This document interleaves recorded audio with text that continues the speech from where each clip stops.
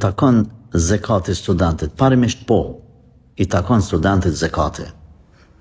Por pastaj nëse studenti është vërtet me kushtet mira ekonomike, dhe më thonë nuk hynë në kategorinë mesatare, po kategorinë e mirë ekonomike, i ka prente fuqishëm ekonomikisht, ose kanë biznese e tjere që mund me adal, ma mirë është mos me marë.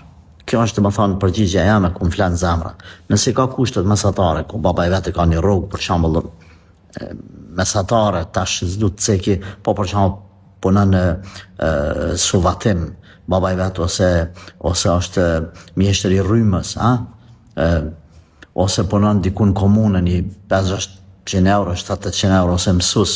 Këto kategori po i konsideroj une kategori me rrugë të mesme.